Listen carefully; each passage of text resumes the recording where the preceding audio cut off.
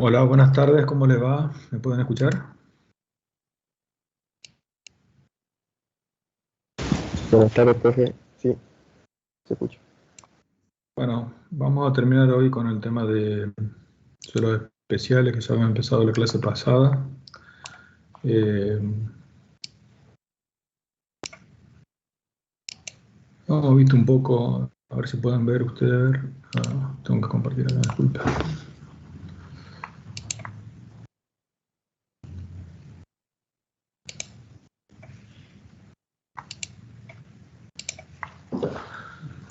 Hemos visto un poco de distintos tipos de suelos especiales que por ahí no responden a la generalidad de los suelos, como los suelos blandos, que ya hablamos del tema de, cuando vimos el tema de consolidación de suelos blandos. La liquefacción del suelo, que se da principalmente en arenas también con poca densidad. Suelos cárticos son suelos especiales de origen calcáreo que se producen, digamos, disolución, digamos, de los elementos, se producen eh, huecos o cavernas dentro de esos suelos, entonces hay agrietamientos, digamos, más que agrietamiento hay cavidades dentro de esos suelos y pueden producir una rotura ante la aplicación de cargas, digamos. Los rellenos, cuando no están bien compactados, se comportan como suelos colapsables, que ya vamos a ver. Entonces, aparentemente pueden estar rígidos, sobre todo en la superficie, pero al humedecerse pierden esa capacidad de soporte y pueden ser que generen asentamientos muy importantes en la estructura, digamos. Entonces, la compactación de los rellenos, sobre todo si hay que nivelar terrenos y demás, es muy importante, ¿no? Bueno, zonas de subsidencia, ya son problemas geológicos, laderas y barrancas, ya vimos un poco en el tema de deslizamientos. Acá es importante el tema de los niveles freáticos y demás en estas cuestiones. Suelos colapsables y expansivos es prácticamente lo que vamos a ver en esta unidad, y suelos agresivos son suelos que tienen sustancias químicas agresivas para las estructuras, tanto de hormigón como metálicas. Eh, bueno, dentro de los suelos especiales, tanto los suelos expansivos como colapsables demuestran un comportamiento especial en el ensayo geométrico o de consolidación. Los suelos expansivos, cuando se le realiza el ensayo y se le aplicó carga y no están saturados, al saturarlos aumentan su volumen. En cambio, los suelos colapsables disminuyen, o sea, no pueden resistir la carga a la que están sometidos y producen asentamientos, generalmente asentamientos bruscos. En cambio, los suelos expansivos se van expandiendo, digamos, en forma lenta para lo que es el sentido horario, digamos, pero en forma rápida para lo que es la vida útil de la estructura también. Los colapsables colapsan en forma muy rápida, digamos, es una estructura que se viene abajo, ¿no?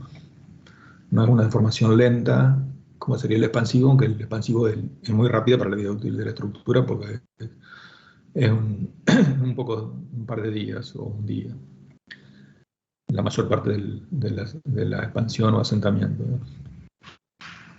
Eso depende un poco de la variación del contenido de humedad también. Bueno, después en el ensayo interaxial, los suelos cementados pueden experimentar, digamos, un pico, digamos, de formación, un pico de tensión, y a partir de ahí, cuando se rompe la estructura, digamos, no presentan mayor resistencia, ¿no? Los suelos colapsables reducen su resistencia con el progreso de la deformación, eh, pero lo más característico es el tema de la pérdida de resistencia por incremento del contenido de humedad, digamos. Bueno, los suelos licuables sabemos que tienen un comportamiento especial ante la aplicación de cargas cíclicas. Bueno, los suelos expansivos son formados principalmente por arcillas y dependen mucho, digamos, su comportamiento de las características mineralógicas del mineral. Los factores que influyen en el cambio de volumen, digamos, son la composición química de las arcillas que están presentes, también el contenido de humedad. Si no hay variación en el contenido de humedad, no va a haber variación de volumen. De acuerdo a las arcillas, digamos, de acuerdo a su composición mineralógica, digamos, algunas son más propensas a incorporar agua dentro de su estructura, como son las montmorillonitas. Y eso tiene que ver un poco también con la superficie específica que tienen las partículas. Estas partículas tienen mayor superficie, o sea, tienen mayor contacto con el agua, y también tienen mayor capacidad de intercambio de cationes. En cambio, otras arcillas, como la hilita, por ejemplo, los cationes están fijos y no tienen tanta capacidad de intercambiar cationes, digamos. En cambio, en la marmolionita no, los cationes se pueden intercambiar y se pueden separar las láminas, incorporando gran volumen de agua entre las láminas que componen las partículas. Visualmente se pueden identificar cuando están secos, presentan agrietamientos, son típicos estos agrietamientos del suelo arcilloso, y también presentan una estructura tipo de pochoclo, así, digamos, una rugosidad, digamos, en su aspecto superficial. También se pueden identificar por los daños que producen. Bueno, eso se puede ver, por ejemplo, en las carreteras, sobre todo si son de pavimento rígido, desniveles que se producen entre losas y fisuras. Son muy características las fisuras al borde, digamos, de la banquina, porque la banquina se puede saturar con la aparición de la lluvia, y por debajo del pavimento no está saturado, entonces se levanta la punta que está al borde de la banquina y la losa se quiebra con una fisura longitudinal. Pero muchas veces las fisuras aparecen de todos lados, digamos, como en este caso, ¿no? Esta es la ruta 127 acá en Entre Ríos. En el pavimento asfáltico no se producen daños tan grandes, pero sí se producen ondulaciones y son bastante visibles y bastante incómodas para el tránsito, pero se puede transitar, ¿no? Como esto que ya casi es intransitable, digamos. Cuando llega a cierto nivel de deterioro hay que bajar mucho la velocidad, digamos. Esto se puede transitar moderadamente, ¿no? También hay algunos indicios, como por ejemplo corrimientos de cercos que estaban alineados y se empiezan a desalinear. Y después están en el caso de las construcciones, que aparecen grietas, fisuras. Son típicas estas fisuras de esquinas, digamos, donde principalmente se producen durante los periodos de sequía, no durante los periodos de humedecimiento, digamos. Durante los periodos de sequía, digamos, el suelo debajo de la construcción permanece con un contenido de humedad más alto que cerca de los bordes donde se ha secado, digamos. Entonces esto desciende y acá se forman estas fisuras típicas de esquina, digamos. Y por otro lado, en los periodos de humedecimiento son típicos, digamos, los movimientos en los pisos, digamos, los pisos se hinchan, se levantan, las puertas a veces no cierran. Y también yo he visto, por ejemplo, en San Jaime cuando vivía, el tema de los tapiales se caen porque cuando se secan, si tienen vereda de un lado, la vereda permanece húmeda, y del otro lado de la vereda se secan y entonces se inclina el tapial y se caen solos. Tapiales bajos, digamos, de baja altura, ¿no? O de que no tienen estructuras, digamos, para contención.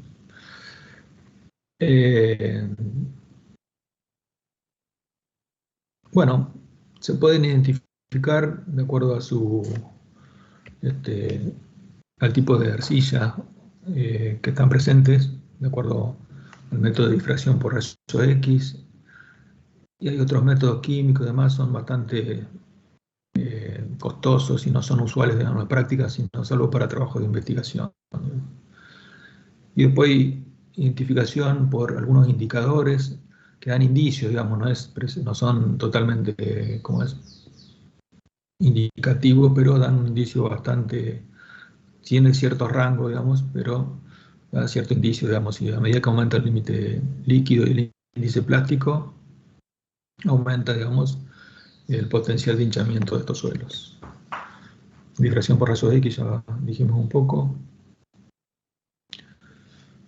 Y el límite de contracción es menos usual porque es más difícil que se haga, digamos, no se suele hacer como ensayo de rutina.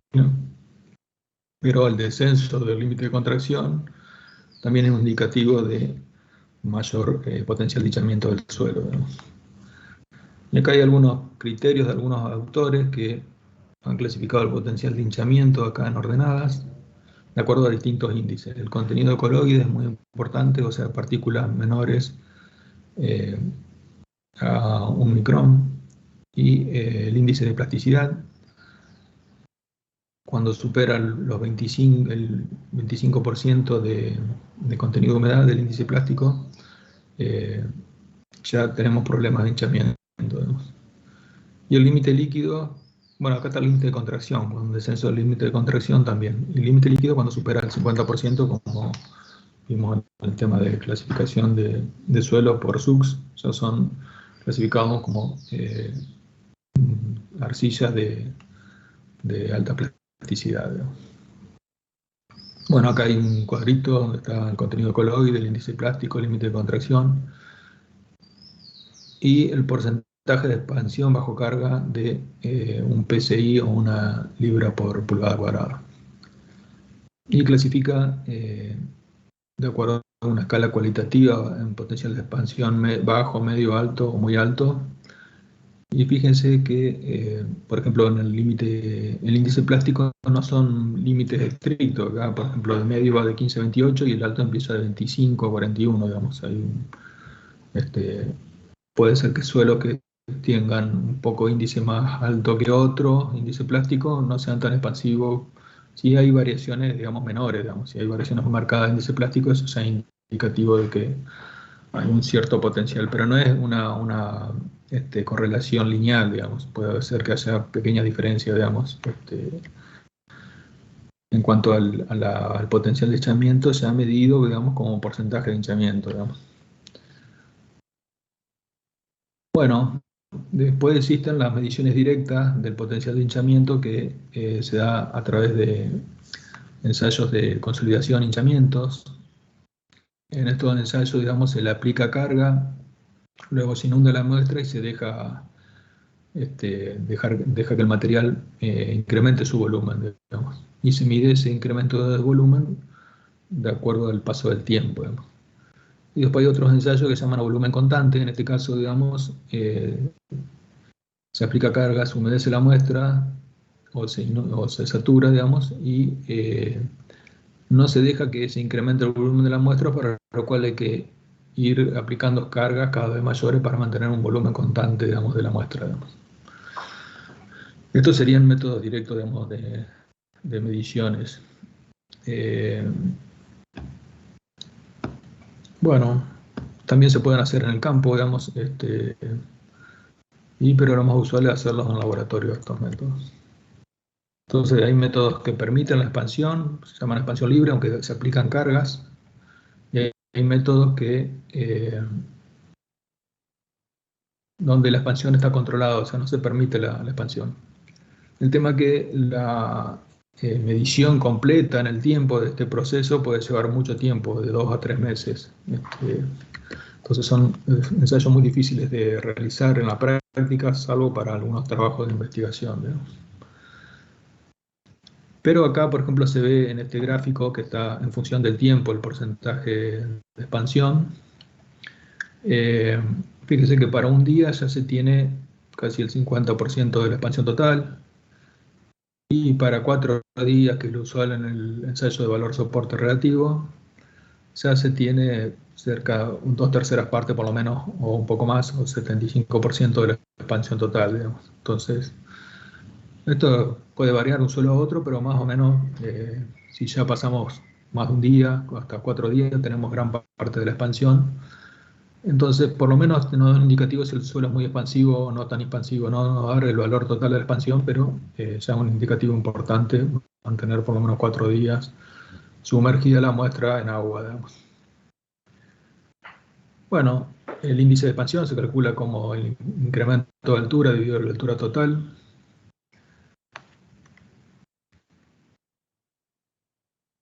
Bueno, sí, esto es un gráfico donde se coloca la muestra en un edómetro y la muestra no está saturada. Acá hay un proceso de descarga, pero no nos interesa un poco esto. Partiendo de un valor, digamos, de carga, digamos, y cierto valor de deformación. Si se inunda la muestra, se produce un incremento de volumen. y luego ese incremento de volumen puede reducirse por la aplicación sucesiva de cargas más importantes. Y lo más usual es el ensayo de CBR o valor soporte relativo también. Acá no dice, pero se le suele llamar CBR porque el ensayo original se hizo en California, entonces la tasa de Behring de carga de California se viene a ser, ¿no?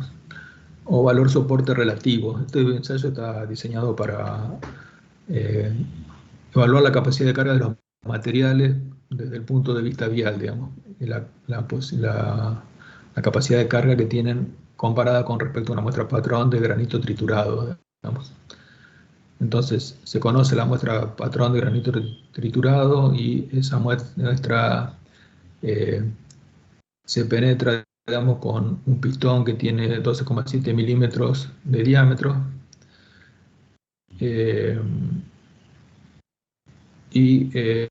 evalúa, digamos, la deformación para la primera décima de pulgado, 2,54 milímetros, y para la muestra patrón de granito triturado, para llegar a esta penetración de 2,54 milímetros, hubo que aplicar una presión de 6,9 megapascales. Entonces, si la presión que nosotros aplicamos al suelo, supóngase un 10% de esta presión para llegar a esa misma deformación, el CBR o valor soporte relativo nos va a dar un 10%, digamos. Algunas veces se toma la segunda lectura si el valor de CBR dio más bajo para la primera que la segunda.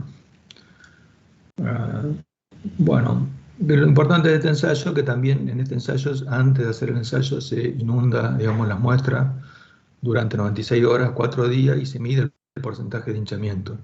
Si ese porcentaje de hinchamiento es mayor al 2%, se considera que el suelo es expansivo. Entonces, ahí se suelen tomar ciertas medidas en el diseño de pavimentos, como por ejemplo el tratamiento del suelo con cal para bajar ese porcentaje de hinchamiento, o el reemplazo del suelo. Un 2% es bastante, porque en un metro serían 2 centímetros, o sea, son valores altos de hinchamiento. Pero suelen dar, los suelos que tenemos en nuestra provincia suelen dar valores más altos incluso. Bueno, sintetizando un poco los métodos de identificación, tenemos de suelos expansivos, tenemos una identificación visual que es muy superficial, pero da indicios, digamos, de presencia de suelos expansivos. La identificación mineralógica es muy costosa, no es usual hacerla. Luego tenemos la identificación por métodos indirectos, que son los más usuales, digamos, sobre todo índice plástico, límite líquido, son los más usuales para identificar suelos expansivos en la práctica, digamos. Pero no está mal hacer algún método directo, como puede ser por lo menos el ensayo CBR por 4 días. Eso ya nos daba un indicio mejor que los índices para saber el potencial de hinchamiento, digamos. No necesariamente hacerlo un mes o 2 meses para agotar el hinchamiento, pero por lo menos 4 días se nos daría un indicio mejor del potencial de hinchamiento de esos suelos. Bueno, algunas conclusiones. Dice, el potencial de hinchamiento depende de las características del mineral arcilloso presente, pero también depende de las variaciones climáticas que hay en el suelo, o del contenido de humedad y de las condiciones climáticas del ambiente en que se encuentra. Si nos encontramos un clima seco durante todo el año y no hay mayor presencia de lluvia, puede ser que los suelos expansivos no sean peligrosos, o por el contrario, si estamos en un clima muy húmedo donde no hay estación seca, también el suelo se va a mantener con un contenido de humedad constante durante todo el año, pero no es lo usual, digamos, siempre tenemos periodos de sequía y de lluvias, y eso hace que aparezcan los problemas, digamos. Y por otro lado está el tema, eso lo vamos a hablar, el tema de la profundidad, digamos, esos cambios de humedad se dan hasta cierta profundidad que se denomina altura crítica, digamos. Bueno, es posible identificar por distintos métodos, ya hablamos un poco, y siempre deben escogerse al menos 2 método para tener una mayor precisión en la identificación de este tipo de suelos. Bueno, las causas más comunes de daño, ahí ya hablamos un poco, hinchamiento debajo del suelo del edificio por aumento de la humedad. Entonces, en este caso por ahí suelen recomendarse colocar veredas perimetrales a los edificios para tratar de evitar que esas variaciones lleguen a la estructura y las variaciones se absorban el contenido de humedad, se absorban en las veredas. Retracción en época de sequías, eso también, el mismo caso. Variaciones debido a las modificaciones del nivel freático, puede darse también eso. Por bombeo, a veces los problemas de bombeo causan modificaciones en el subsuelo y hay que tener cuidado si se instalan pozos cerca de alguna estructura porque eso puede dar problemas que tenga que ver con la expansión o que tenga que ver con modificaciones en el tipo de suelo que produzcan algún asentamiento. Escasa profundidad de fundaciones o cuando los cimientos están en la zona activa, esa que produce cambio de expansión, son peligrosos esas cimentaciones superficiales. Bueno, defectos debido a los efectos estructurales. Lo que se recomienda por ahí es hacer estructuras bastante rígidas que consistan en encadenados inferiores y superiores y también vinculaciones verticales como pueden ser columnas o refuerzos de hormigón en los tabiques. Entonces, hacer una estructura más monolítica, digamos, previene la aparición de fisuraciones, digamos. Es a veces alguna de las recomendaciones. Y otra es construir plateas, entonces que se mueva en forma monolítica todo el edificio. Bueno, los árboles también pueden producir problemas de secamiento, pero por ahí el problema principal de árboles son los problemas de movimiento, digamos, de la estructura por el crecimiento de las raíces. Eso es bastante perjudicial, o los troncos de los árboles van creciendo y eso produce grandes presiones sobre las estructuras que muchas veces no la pueden absorber. Bueno, roturas de tuberías también pueden traer problemas y defectos de drenaje también pueden traer problemas porque afectan, digamos, a los contenidos de humedad del suelo, digamos. Las recomendaciones que suelen darse para los suelos expansivos, digamos, en el tema esto ya hablamos un poco de la identificación y demás. En el tema de las bases, siempre se recomienda fundar debajo de la zona activa, que es en la cual hay variaciones de humedad usualmente. Se recomienda colocar encadenados, tanto inferiores como superiores, y vincularlos a columnas para hacer una estructura más monolítica posible, tratando de absorber deformaciones, que esa estructura pueda absorber deformaciones. También se recomienda para pasar esa zona activa fundar sobre pilotines, sobre todo estructuras de bajo peso, como puede ser una vivienda, estamos hablando. Entonces, fundar sobre pilotines que pasen, digamos, el 1,5 metros superior, que es la zona que se considera generalmente. Otra medida pueden ser colocar fundas de polietileno en los pilotines para disminuir la fricción entre el pilote y el suelo, para evitar que el suelo al expandirse levante el pilote. La construcción de platea es bastante usual, digamos, entonces es siempre conveniente reemplazar algo del suelo expansivo, por lo menos el metro superior. Eso tiene su costo, pero es conveniente. Muchas veces se trata de levantar la casa para no sacar suelo, hacer doblamiento, sacar suelo, retirarlo y traer otro suelo, sino que se trae suelo de mejor calidad. En nuestra zona se usa mucho la brosa. Uno de los problemas es que no se la compacta, entonces hay que tener cuidado si se hace un relleno de brosa, compactarlo bien. Muchas veces se compra la brosa, se tira el camión así y se apisuena un poco por arriba y ya ahí se funde la platea. Digamos. Eso puede traer problemas de asentamiento por otro tema. Bueno, calcular con criterio de monolitismo, eso siempre, digamos, hacer estructura bastante resistente, digamos, en ese sentido, por más que sean estructuras que transmitan poca carga al subsuelo, digamos, tratar de absorber las deformaciones que produce el suelo, por ahí lleva, digamos, a estructuras de mayor resistencia que la requerida para la propia, soportar las cargas que transmite la estructura, digamos.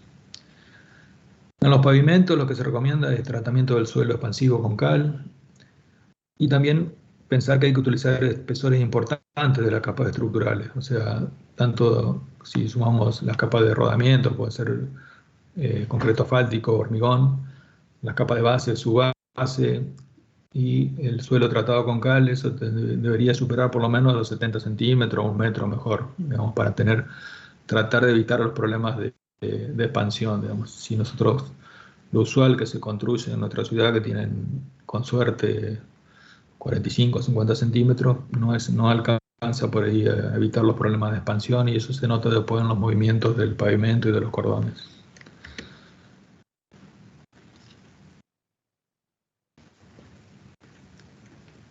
Bueno, acá un poco se repiten las cuestiones que hemos venido hablando, así que lo voy a pasar un poco de largo esta diapositiva. Y acá algunas otras recomendaciones: fundar a profundidad suficiente, hacer bulbos si hacemos pilotines, o hacer bases que están pasando la profundidad activa, que sirvan de anclaje cuando el suelo se hincha, quiere levantar, digamos, la columna o el pilote. Esto sirve de anclaje, digamos, para evitar que se levante la estructura. Aislar los pisos del suelo es una medida que se suele hacer, digamos, dejando huecos, entonces permitiendo que los huecos absorban, digamos, la expansión del suelo. Puede ser de esta forma, puede ser con ladrillo hueco puesto en forma vertical, digamos, los huecos, para que el suelo, al expandirse, se meta dentro de los huecos del ladrillo. Algún mecanismo que permita la expansión del suelo sin levantar la estructura, digamos. Muchas veces suelen hacer huecos en el suelo, y esos huecos rellenarlos con acerrín, o hay gente que los rellena con cal, porque la cal tiene un poder de estabilización en el suelo arcilloso. Lo que pasa es que la difusión de la cal a lo largo del suelo expansivo no es tan certera, digamos, como mezclar todo el suelo con cal, digamos. Pero bueno, hay gente que suele hacer huecos, y esos huecos los rellenan con cal, pensando que esa cal se va a difundir en el suelo. No es tan fácil que se difunda la cal, porque el suelo, digamos, es poco permeable, digamos. Y el tema de la profundidad activa sí es muy importante. Usualmente se toma alrededor de 1,50 m, entonces siempre fundar debajo de la profundidad activa, sea con pilotines, si son estructuras que llevan pocas cargas al suelo, pilotines, o sea, pilote de 20 centímetros de diámetro, no más de 30, digamos. Fundado en forma directa, pasando la capa activa, o bases o pilote con bulbos ensanchados, o base fundada por debajo de la capa activa, que sirva de anclaje, digamos, a las estructuras. Entonces, el problema se va a dar únicamente en la parte donde hay variación del contenido de humedad de esta capa activa. Si nosotros tenemos suelo expansivo, por ejemplo, y tenemos un subsuelo, por más que haya suelo expansivo, no vamos a tener variaciones del contenido de humedad en la fundación del subsuelo, y no vamos a tener que tener en cuenta ninguna medida. Entonces, tengan cuidado con esas cosas, porque hay gente que recomienda, si hay subsuelos, tener medida para control del suelo expansivo, y debajo del subsuelo no va a haber variación del contenido de humedad porque está muy lejos de la superficie. Bueno, suelos colapsables. Voy a fijar un poquito a ver qué hora es.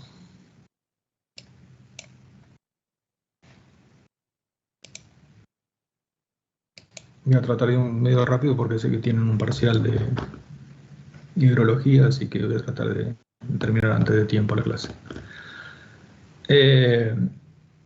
Los suelos colapsables son suelos que tienen una cierta estructura resistente, una estructura débil, pero que puede comportarse o aparecer como resistente ante la aplicación de cargas, hasta que el humedecimiento, digamos, el incremento del contenido de humedad, principalmente la saturación, lleva a que esa estructura se rompa, digamos, y esa rotura de la estructura produce el colapso, únicamente por humedecimiento, el colapso del suelo, y produce generalmente descensos importantes, digamos. Es como una explosión, se baja en forma rápida, digamos.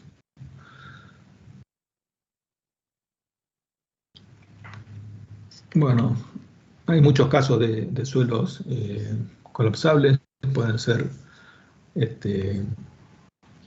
suelos granulares que no están saturados del todo, entonces tienen cierta cohesión aparente dada por las tensiones capilares. Entonces, cuando esto se satura, desaparecen esas interfaces entre el agua, el aire y el sólido, y esas fuerzas de cohesión aparente desaparecen. No es lo más usual, pero bueno, puede darse ese caso.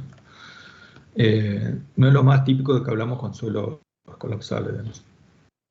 Suelos arenosos que están recubiertos por partículas arcillosas o partículas limo-arcillosas también, al estar totalmente cubierto por esas partículas, se van a comportar en gran medida como un suelo fino, digamos, que son los típicos suelos colapsables. Entonces, los suelos colapsables son suelos que presentan estructuras abiertas, principalmente con bajo contenido de arcilla, principalmente son limos.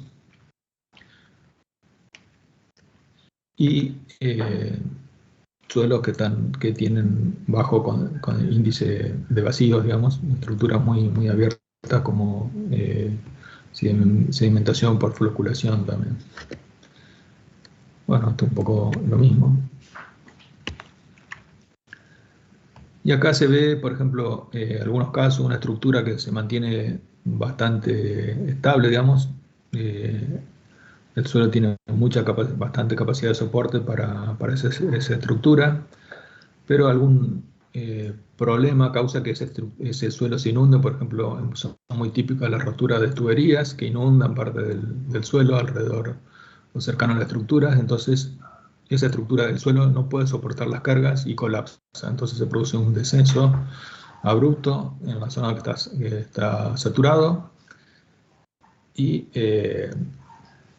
hasta que se llega a un nuevo estado de una nueva estructura que puede resistir, el suelo puede resistir esas cargas. Debido a que se produjo ese descenso y eso repercutió en la estructura, produciendo daños a la estructura. Entonces, existen algunos ensayos, lo que realizan en el edómetro para el ensayo de consolidación, donde se mide el potencial de colapso, digamos. Entonces, si ese potencial de colapso, que viene a ser el descenso abrupto que hubo, o la disminución de la relación de vacío sobre 1 más E0, tiene cierto porcentaje, digamos, si tiene más de 20% ya tenemos problemas muy graves. Si ese potencial de colapso está entre 10 y 20% tenemos problemas graves, entre 5 y 10 tenemos problemas, entre 1 y 5% tenemos problemas moderados, y menos de 1% ya no habría problema, digamos. Esos son algunos indicadores, digamos.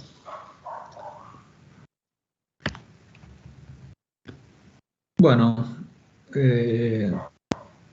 un poco reiterar un poco todo lo mismo, digamos que son suelos que se presentan estables cuando se incrementa el contenido de humedad. Por algo puede ser una cañería que esté saturando el suelo y se produce el colapso de la estructura y el suelo no puede soportar cargas, o las cargas que está soportando no las puede seguir soportando, se produce el colapso.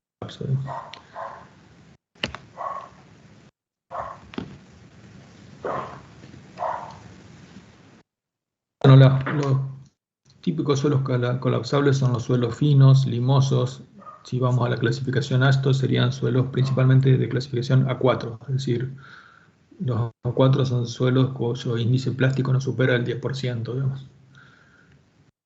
En menor medida los A6 que están cerca de ese 10%, el A6 va de 10% hasta más, digamos. Entonces, los que están cerca del límite de A4 también suelen comportarse como suelos colapsables. Entonces hay que tener un poco de cuidado cuando tenemos suelos de baja plasticidad y también baja densificación. Las dos causas hacen que el suelo sea colapsable. Baja plasticidad porque tenemos poca cohesión, y baja densificación de ese suelo. Entonces el suelo va a buscar otra estructura que le permita soportar las cargas, que viene tardada por una mayor densificación del suelo que se da de forma brusca, digamos. Bueno, hay suelos autocolapsables que no soportan su peso propio, digamos, colapsan por su peso propio, digamos.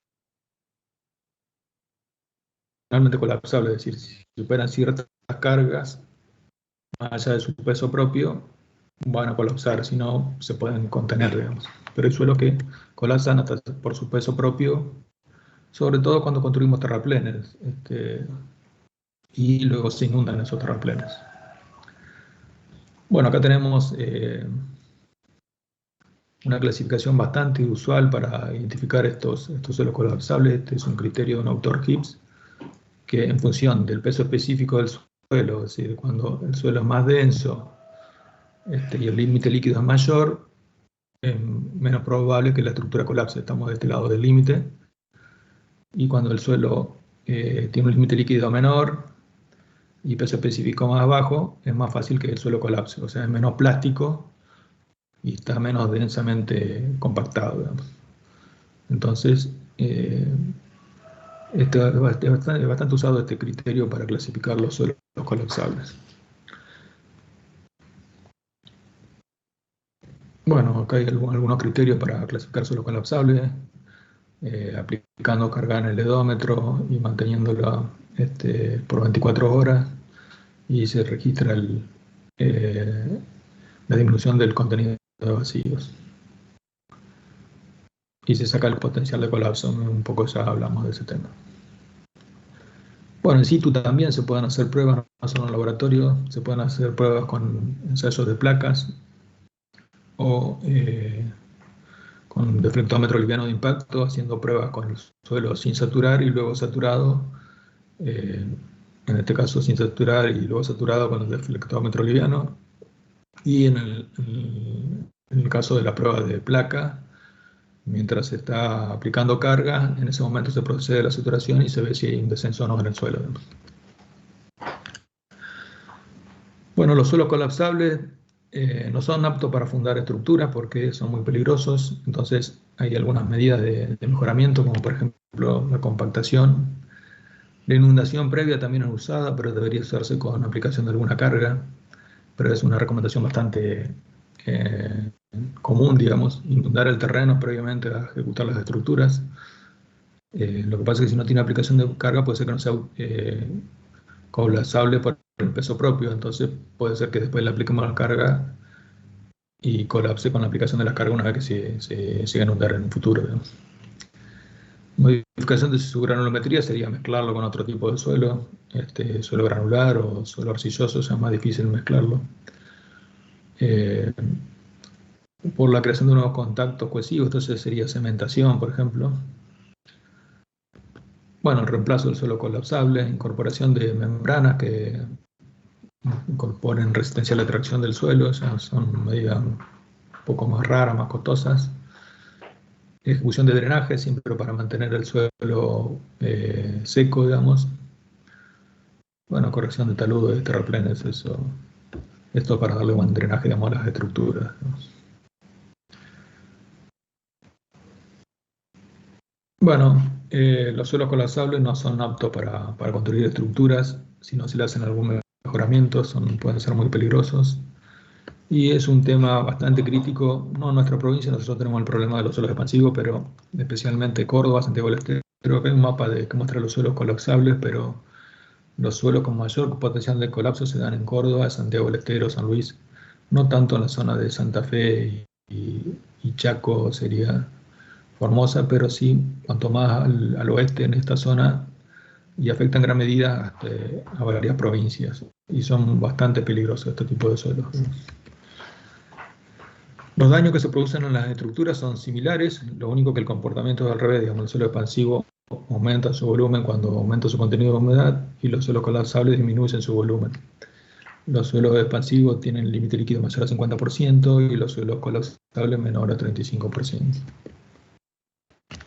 Bueno, para terminar con esta parte, quedarían los suelos agresivos. Los suelos agresivos son aquellos que manifiestan agresión ante las estructuras, tanto por los minerales que tiene el suelo como por el agua que está dentro del suelo. Entonces se suelen sacar, cuando se hacen los ensayos de suelo o los estudios de suelo, se suelen sacar muestras tanto del agua subterránea como parte de las muestras de suelo que se recuperaron se envían a un laboratorio de análisis químicos, y el laboratorio de análisis químicos es el que tiene que hacer la evaluación de la agresividad de esos materiales, tanto del suelo como el agua que tiene el suelo o el agua subterránea, de verificar si son agresivos o no a las estructuras tanto metálicas como de hormigón, digamos.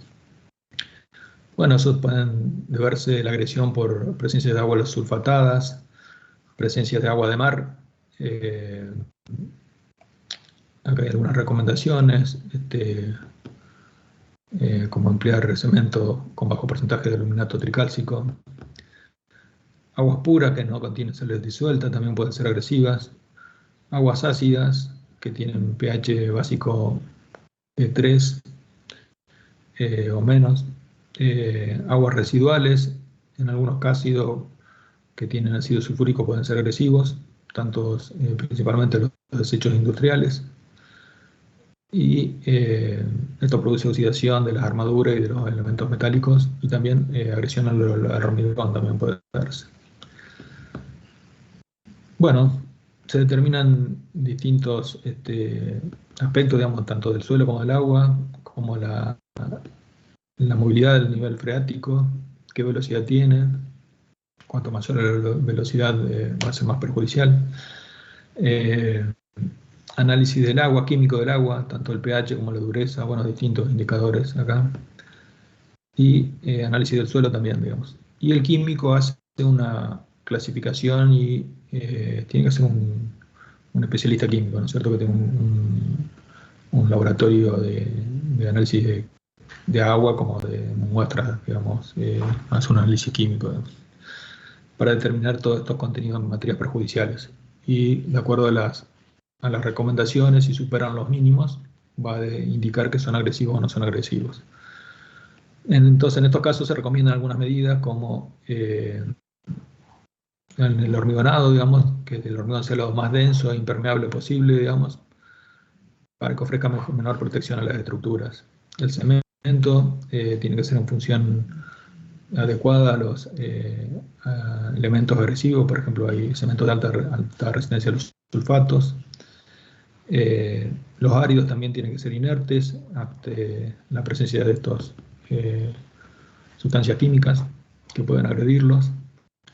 Y es muy importante, digamos, la protección de las armaduras. Entonces, si estamos en presencia de suelos agresivos o aguas agresivas, hay que aumentar los recubrimientos, ir a por lo menos 7,5 centímetros de recubrimientos.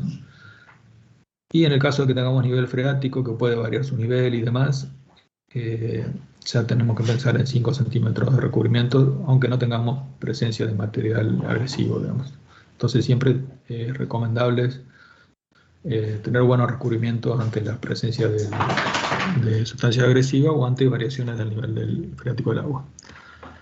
Y nada más que para terminar, quería comentar un caso acá de... esto es un... A ver si me fui acá. Me he dado vuelta. Esta es la ruta 19 que une Santo Tomé con San Francisco. Me tocó trabajar en el proyecto hace varios años atrás. Entre la ruta 34 y la ruta 158, y acá se hizo un desvío de la ciudad de San Francisco. Como esta ruta la hizo la provincia de Santa Fe, la provincia llegó hasta el límite, quedaba un pedacito del proyecto de lo que tenía que ser vialidad nacional. Esa obra se vio demorada porque la licitación se demoró y además se vio demorada como 3 años. Entonces se habilitó la autovía, digamos, hasta este desvío, al inicio del desvío, y acá se seguía pasando por San Francisco. Hoy día está todo habilitado. Entonces esta obra estuvo como 3 años parada, sin tránsito, digamos. Y se terminó la obra y estaban esperando habilitarla, digamos. Cuando fueron a habilitarla, unos meses antes hubo mucha lluvia, un periodo de, creo que fue marzo o febrero, con mucha lluvia, pasaron los 300 milímetros, creo, en un mes o algo así. Y acá había 2 puentes, un puente sobre el ferrocarril Belgrano y una ruta provincial, y otro puente sobre el ferrocarril Mitre. Y acá lo que se produjo fueron descensos importantes de estos terraplenes son bastante altos, sin presencia de cargas, o sea, únicamente con el peso propio del suelo. Estos terraplenes tuvieron descenso de unos 30 centímetros, cerca del acceso a los puentes. Entonces, en ese momento nos llamó el constructor, nosotros habíamos sido proyectistas, que qué había pasado, se hicieron estudios.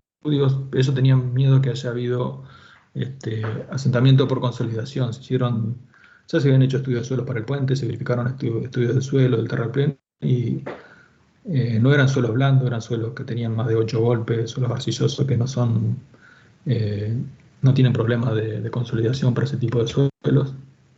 Y se vio que el material del terraplén, sobre todo porque acá había tierra armada, entonces ellos trabajaron con suelo, como tenían que trabajar con un suelo que estaba entre un suelo limoso y una arena fina, trabajaron con una mezcla, digamos, suelo limoso y suelo arena fina. Y nuestra conclusión fue que esto se produce un autocolapso por el peso propio del terraplén nomás. Entonces acá había unos descensos de unos hasta 30 centímetros que tenía delante del puente, sobre todo en esta parte, acá habrá tenido 15 centímetros, 20, y lo que se hizo acá fue hacer un relleno ¿cómo es? Concreto asfáltico para restituir la rasante, digamos, y hacer algo que no tuviera esos bajos que había. Entonces acá se rellenó con concreto asfáltico, pero bastante profundidad. En el medio había como 30 centímetros, me acuerdo de la profundidad máxima. Y se habilitó la obra, así como estaba, no sin discusiones con Vialidad Nacional y algunos pedidos, digamos, de algunos problemas legales que hubo. Y fue un problema del suelo. Ahí ya se me escapa cuáles son las cuestiones legales, porque el constructor dice que no le mezquinó compactación y demás. Acá había uno de los problemas del diseño, que el puentista que había diseñado estos puentes hizo la tierra armada con los pilotes dentro de la tierra armada. Entonces, esto haciendo una U de la tierra armada, y compactar esto era bastante complicado porque las máquinas no pueden llegar acá, y menos entre los pilotes. Acá tienen un tramo, pero lo que se descendió fue mucho más largo, digamos. Entonces era todo medio raro, digamos. No hay una explicación concreta. Sí es cierto que esto dificulta la compactación de esta solución. Acá les voy a mostrar de otro caso que hizo otro diseñador de puentes, que es la intersección con la 158.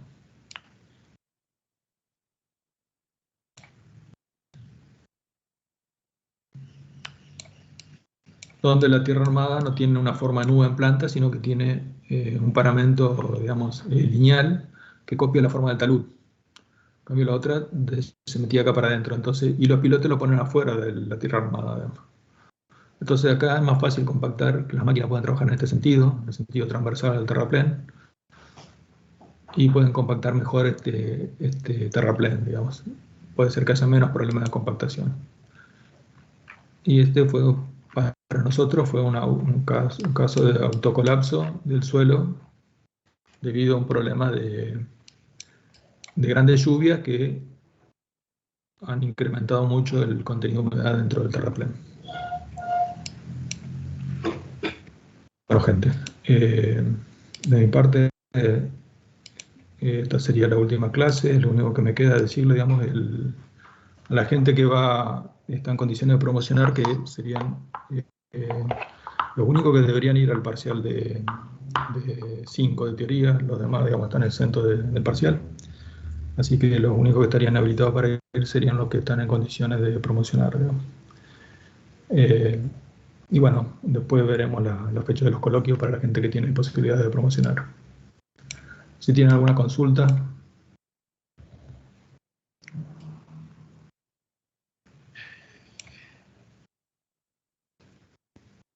Bueno, de mi parte nada más, y lo libero, así pueden ir al examen. Muchas gracias, hasta luego. Bueno, profe, hasta luego. Hasta luego, profe.